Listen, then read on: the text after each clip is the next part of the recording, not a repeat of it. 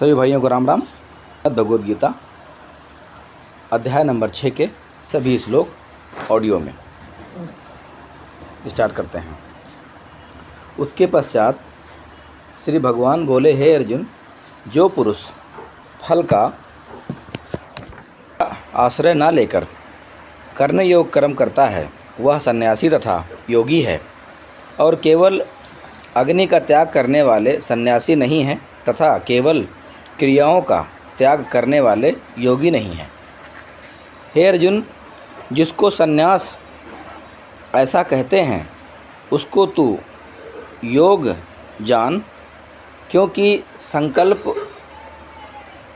संकल्पों का त्याग न करने वाला कोई भी पुरुष योगी नहीं होता। योग में आरूढ़ होने की इच्छा वाले मननशील पुरुष के लिए योगी की प्रतिमा में निष्काम भाव से कर्म करना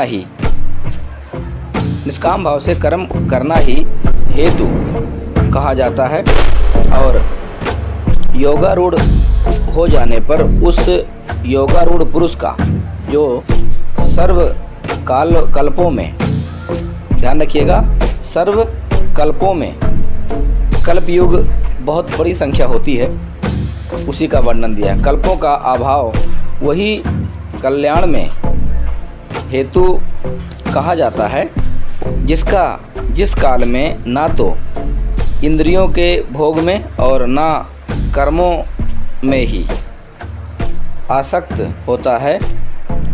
उस काल में कल्पों का त्यागी पुरुष योगारूढ़ कहा जाता है। अपने द्वारा अपना संसार समुदाय से उद्धार करें और अपनों के अधोगति में ना डालें, क्योंकि यह मनुष्य आप ही तो अपना मित्र है और आप ही अपना शत्रु है।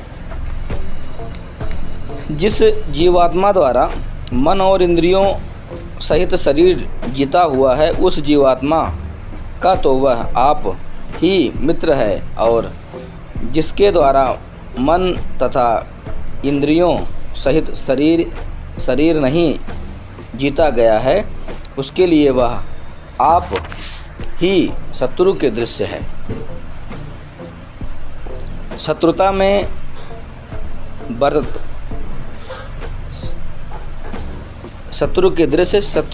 बरतता है।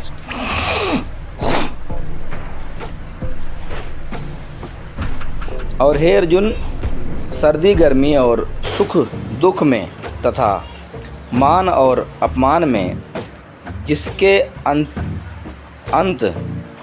अंतःकरण की वृत्तियाँ भली भांति शांत हैं, उसे स्वाधीन आत्मा वाले पुरुषों के ज्ञान में सच्चिदानंद घन ब्रह्म परमात्मा स्वयं प्रकाश से स्थित है, अर्थात उसके ज्ञान में परमात्मा के सिवा अन्य कुछ है ही नहीं, जिसका अंतःकरण ज्ञान विज्ञान से परे, ज्ञान विज्ञान से तृप्त है, उसकी स्थिति विकार रहित है, जिसकी इंद्रियां भली भांति जीती हुई हैं और जिसके लिए मिट्टी पत्थर और सुवर्ण समान है, वह योगी युक्त अर्थात भाव प्राप्त है। ऐसे कहा जाता है, सुहृदय मित्र बैरी उदासीन मध्यस्थ देवस्य और बंधु गुणों में, धर्मात्माओं में और पापियों में भी समान भाव रखने वाला अत्यंत श्रेष्ठ है। इसलिए चिंता उचित है कि मन और इंद्रियों सहित शरीर को वश में रखने वाला आशा रहित और संग्रहित योगी अकेला ही एकांत स्थान में स्थित होकर आत्मा को निरंतर परमात्मा में लगावे। कैसे कि शुद्ध भूमि में जिसके ऊपर प्रकाश, कुशा, मृगछाला और वस्त्र बिले हैं, जो ना बहुत ऊंचा है और ना बहुत नीचा, ऐसे अपने आसन को स्थिर स्थान करके उस आसन पर बैठकर चित्त और इंद्रियों की क्रियाओं को वश में रखते हुए मन को एकाग्र करके अंतःकरण की शुद्धि के लिए योगा का अभ्यास करें। काया, सिर और गले को समान एवं अचल धारण करके और स्थिर होकर अपनी नासिका के अग्रभाग पर दृष्टि जमाकर अन्य दिशाओं को न देखता हुआ ब्रह्मचारी के व्रतों में स्थित, भय रहित तथा भली भांति शांत अंतःकरण वाला सावधान योगी मनों को रोककर मुझ में चितवाला और मेरे प्राण होकर स्थित होवे। वश में किए हुए मन वाला योगी इस प्रकार आत्मा को निरंतर मुझ परमेश्वर के स्वरूप में लगाता हुआ मुझ में रहने वाली परम आनंद की प्रकाष्ठा रूप शक्ति को प्राप्त होता है। हे अर्जुन, यह योग ना तो बहुत खाने वाले का और ना बिल्कुल ना खाने वाले का तथा ना बहुत शयन करने के स्वभाव वाले का और ना सदा जागने वाले का ही सिद्ध होता है। कहने का मतलब है, ये योग भक्ति साधना में जो बहुत सोते हैं या बहुत जागते हैं या बैठ गए 6-6 घंटा उठ नहीं रहे हैं, 12-12 घंटा साधना कर रहे हैं, ऐसों को इसमें अज्ञानी बताया है भगवद गीता के अनुसार।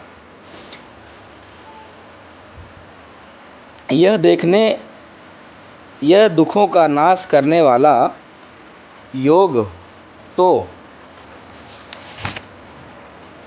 यथा योग्य आहार विहार करने वालों का, कर्मों में यथा योग चेष्टा करने वालों का और यथा योग सोने तथा जागने वाले का सिद्ध होता है।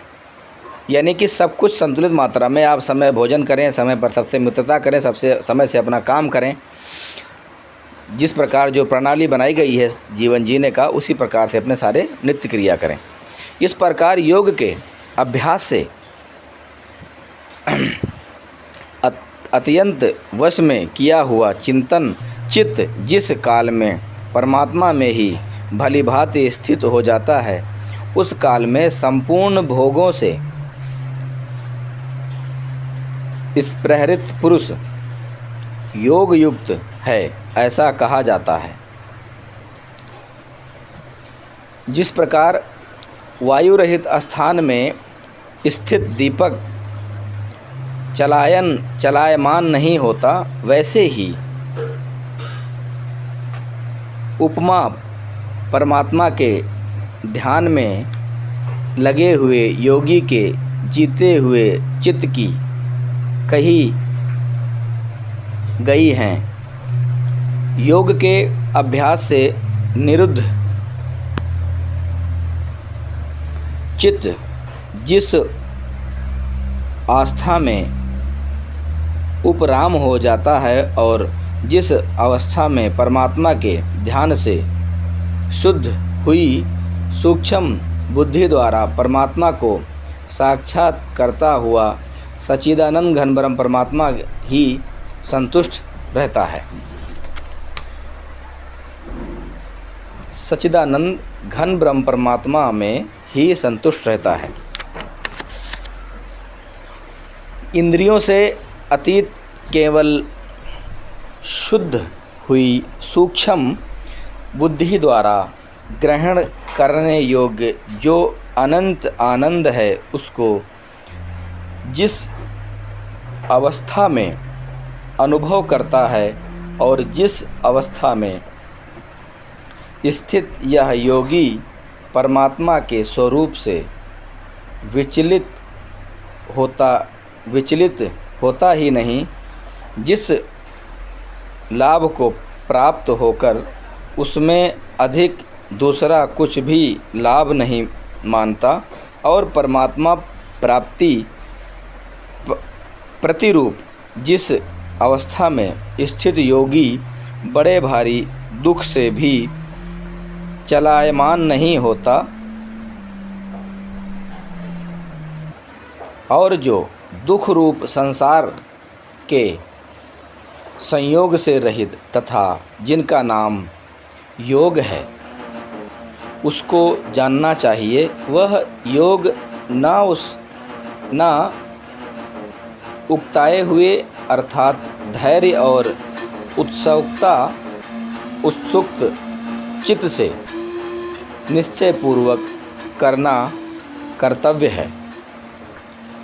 संकल्प से उत्पन्न होने वाला संपूर्ण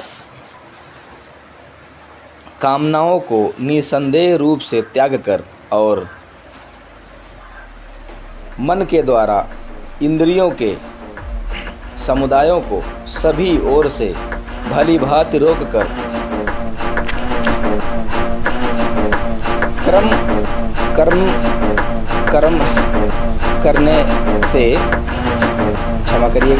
कर्म करने से अभ्यास करता हुआ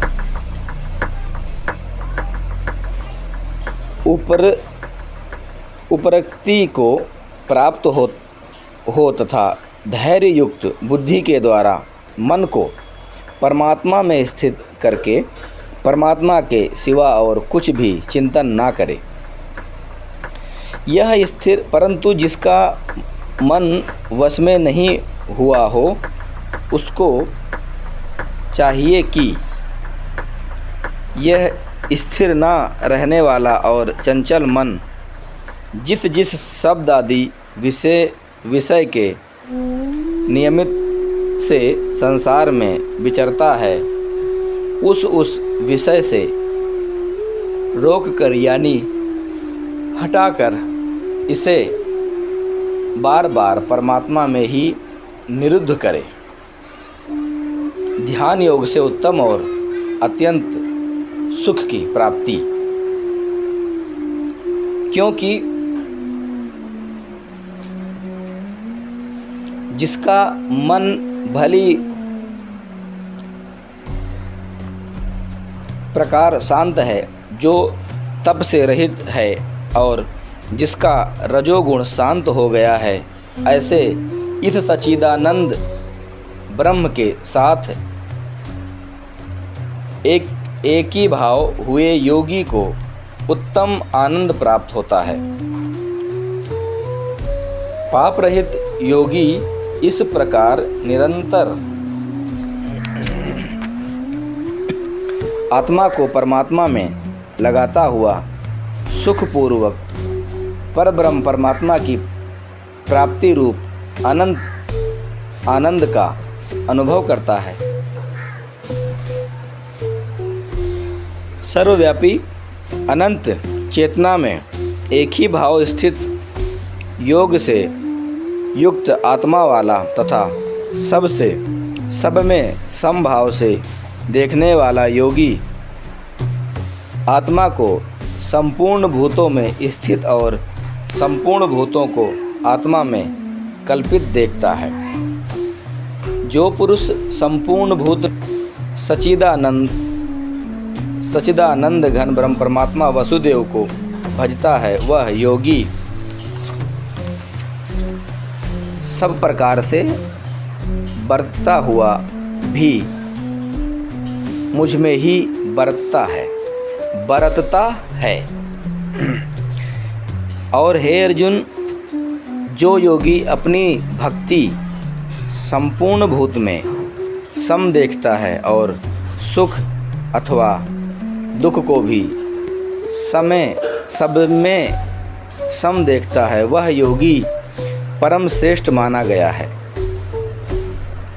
हे मधुसूदन, इस प्रकार भगवान के वाक्यों को सुनकर अर्जुन बोले, हे मधुसूदन, जो यह योग आपने समभाव से कहा है, मन के चंचल होने से मैं उसकी नित्य स्थिति को नहीं देखता हूँ, क्योंकि हे कृष्ण, यह मन बड़ा चंचल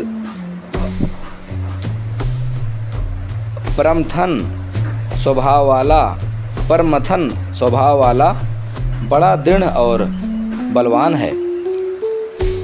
इसलिए उसका वश में करना मैं वायु को रोकने की भांति अत्यंत दुष्कर मानता हूँ। इसका अर्थ यह है कि मन को रोकना, इसलिए उसका वश में रोकना मैं वायु को रोकने की भांति मानता हूँ। यानी कि जैसे हमारे शरीर में हमारी श्वास चलती है, ठीक इसी प्रकार मन को रोकना है अगर, तो मन तब ऐसी प्रकार से रुकता है कि समझ लो कि आप श्वासों को रोक रहे हो। हे महाबाहो, निसंदेह मन चंचल और कठिनता से वश में होने वाला है, परंतु हे कुंती पुत्र, यह अभ्यास और वैराग्य से वश में होता है। मैं इसका मतलब फिर से बताता हूँ, क्योंकि ये बहुत ही गहरा कंसेप्ट है। श्रीमद् भगवद गीता अध्याय 6 का श्लोक 35। इस प्रकार अर्जुन के पूछने पर भगवान बोले, हे अर्जुन, हे महाबाहो, निसंदेह मन चंचल है और कठिनता मतलब बहुत ही प्रयास करने पर होने में ही ये बस में आता है, नहीं आता, परंतु हे कुंती पुत्र, यह अभ्यास और वैराग्य से वश में होता है। यानी कि आपके अंदर वैराग्य है अगर, तो आराम से हो जाएगा। वैराग का मतलब आप संसार में तो रहोगे, लेकिन आपको भगवान से प्रीत रहेगी, भगवान में ही आपका मन लगा रहेगा। इसके लिए बिना गुरु बनाए सारा व्यर्थ है। बिना गुरु बनाए आप मन की गति समझ नहीं सकते हो। गीता पढ़ने मात्र से काम नहीं बनेगा। गीता पढ़ने का उद्देश्य ही है कि आप बिना गुरु बनाए आपका कार्य आगे नहीं बढ़ेगा, पर गुरु पूरा हो, जिसके बारे में अध्याय 15 के श्लोक 1 से लेके 4 तक बताया है। उसकी जानकारी देने वाला ही पूर्ण गुरु होता है। उसके पास भी त्रितस्या नाम है। यानी कि हमारे भगवद गीता के एंड में सभी जगह पर हरि ओम तत्सत लिखा हुआ है। तो हरि तो भगवान का उपमात्मक हो गया, ओम तो सीधा इस लोक के भगवान का मंत्र हो गया। तत् और सत यानी कि ओम तत्सत, ये तीनों मंत्र बताने वाला ही पूर्ण गुरु होता है। इसका विशेष ध्यान रखें, क्योंकि जिसका मन वश में किया हुआ नहीं है, ऐसे पुरुषों द्वारा योग दुष्प्रिय है, और वश में किए हुए मन वाले प्रयत्नशील पुरुष द्वारा साधना से उसका प्राप्त होना सहज है। यह मेरा मत है। यानी कि इतना सब कुछ जो ये तरह तरह की साधनाएं हैं, ये भगवान बता रहे हैं कि ये इनका अपना मत है भगवान का, क्योंकि इसमें 2-3 तरह के परमात्मा बताए हैं, और ये एक परमात्मा जिन्होंने गीता का ज्ञान बोला है, उन्होंने अपना मत बताया है। इस पर अर्जुन बोले, हे श्री कृष्ण, जो योग में श्रद्धा रखने वाले हैं किंतु संयमी नहीं हैं, इस कारण अनंत काल में जिसका मन योग से विचलित हो गया है, ऐसा साधक योगी योग की सिद्धि को अर्थात भगवत साक्षात्कार को न प्राप्त होकर किस गति को प्राप्त होता है। यानी कि जो योग भक्ति नहीं करते और जो इस प्रकार मन को वश में नहीं करते, उनकी क्या गति होती है वो सुनिए। उसके बाद इसके आखिरी में कुछ निष्कर्ष बोलूँगा। और हे महाबाहो, जो वह भागवत प्राप्ति के लिए, भागवत माने वैराग होता है, और वैराग प्राप्ति अर्थात परमात्मा प्राप्ति मार्ग में मोहित और आश्रय रहित पुरुष छिन्न भिन्न बादल की भांति दोनों ओर से भ्रष्ट होकर नष्ट तो नहीं हो जाता।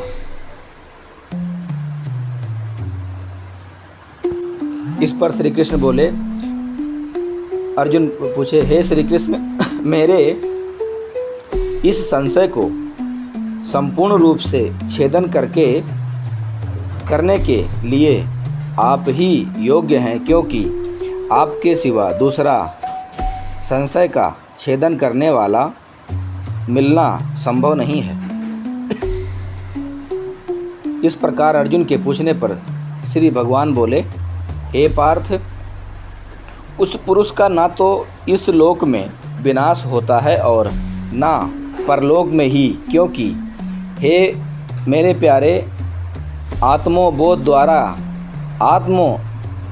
द्वार के लिए अर्थात भागवत प्राप्ति के लिए कर्म करने वाला कोई भी पुरुष दुर्गति को प्राप्त नहीं होता।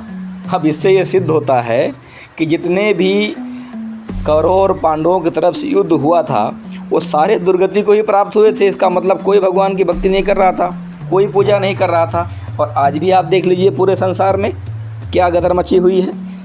सब अपने आप को भक्त बने बैठे हैं, मगर कोई सद्भक्ति पूजा नहीं कर रहा। अब गीता जी बोल रही है, मैं नहीं बोल रहा, मैं तो सिर्फ उसका निष्कर्ष समझा रहा हूँ। इसका निष्कर्ष यही बनता है। किंतु वह योग भ्रष्ट पुरुष पुण्यवानों के लोकों अर्थात स्वर्ग आदि उत्तम लोकों को प्राप्त होकर उनमें बहुत वर्षों तक निवास करके फिर शुद्ध आचरण वाले श्रीमान पुरुषों के घर में जन्म लेते हैं, अथवा वैराग्यवान पुरुष उन लोगों में न जाकर ज्ञानवान योनियों के ही कुल में जन्म लेता है। परंतु इस प्रकार का जो यह जन्म है सो संसार में निसंदेह अत्यंत दुर्लभ है। यानी कि एक पुण्य कर्मी साधु महात्मा भगवान भक्ति करने वाले के घर में जो संतान पैदा होती है वो बहुत ही पुण्यकर्मी होती है।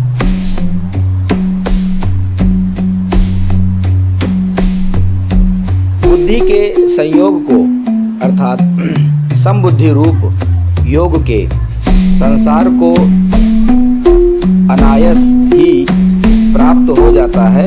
और हे कुंती नंदन, उसके प्रभाव से वह फिर परमात्मा की प्राप्ति रूप सिद्धि के लिए पहले से भी बढ़कर प्रयत्न करता है। और एक विषय भी है, आज जैसे मान लो मैंने ये भगवत गीता पढ़ना आरंभ किया है, मेरे पिछले भी कुछ पुण्य कर्म रहे होंगे जिससे मुझे मेरे 23 या 24 साल की उम्र में मैंने गुरु बनाने का सौभाग्य प्राप्त हुआ और इतनी हिम्मत हो पाई कि इन ग्रंथों को थोड़ा पढ़ा जाए, क्योंकि मेरे गुरुदेव ने मुझे बहुत सारी शिक्षा दी है, पढ़ाई है, उसी के आधार पर ये कर रहा हूँ। और वह श्री मान के घर में जन्म लेता है। वह श्री मान के घर में जन्म लेने वाला योग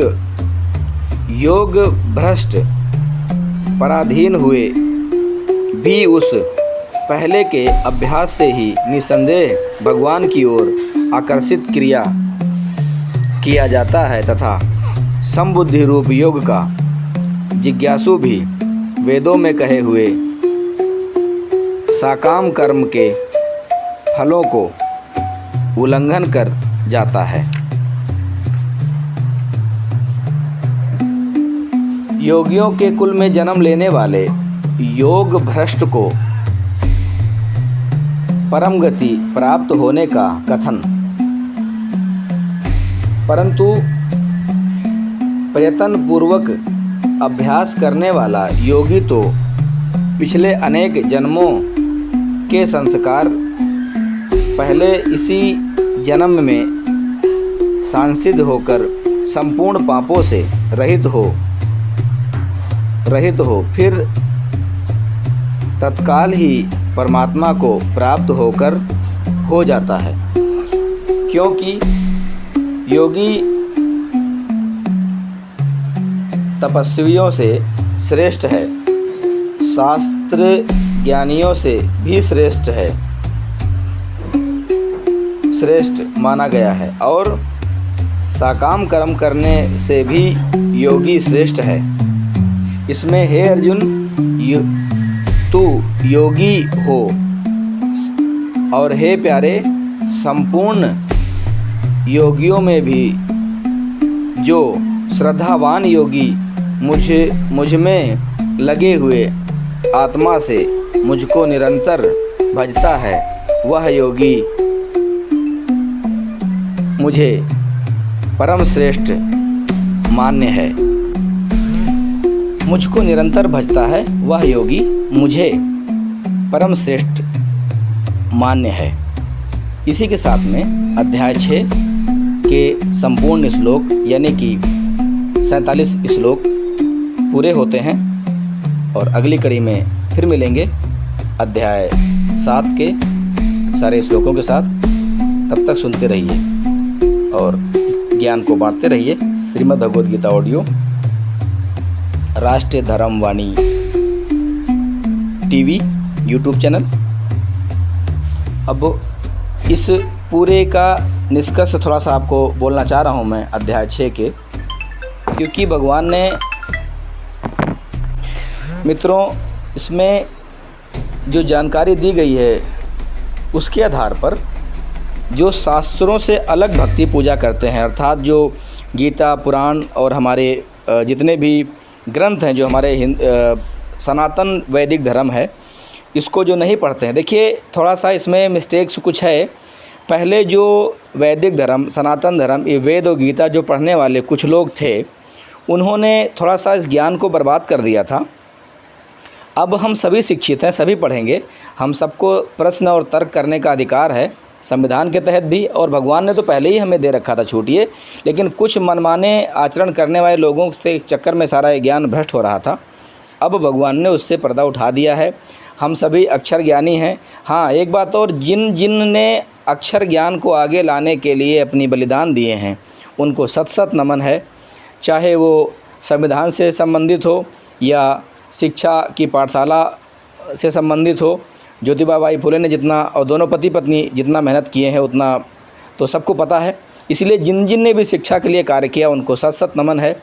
शिक्षा का सबसे बड़ा आंदोलन आज के 600 बरस पहले कबीर साहब ने काशी से आरंभ कर दिया था, और जाते जाते मगहर से वो कह के भी गए थे कि आगे शिक्षा का समय आएगा जिसमें सारे बच्चे ज्ञानवान होंगे और भगवान को समझेंगे। अब ये वही समय है, इसका लाभ लीजिए और सद्ग्रंथों को पढ़ करके दीक्षा लेकर के अपने अपने जीवन को धन्य बनाइए। मिलते हैं अगली कड़ी में, तब तक के लिए राम राम, जय हिंद। कबीर साहब ने काशी से आरंभ कर दिया था, और जाते जाते मगहर से वो कह के भी गए थे कि आगे शिक्षा का समय आएगा जिसमें सारे बच्चे ज्ञानवान होंगे और भगवान को समझेंगे। अब ये वही समय है, इसका लाभ लीजिए और सद्ग्रंथों को पढ़ करके दीक्षा लेकर के अपने अपने जीवन को धन्य बनाइए। मिलते हैं अगली कड़ी में, तब तक के लिए राम राम, जय हिंद।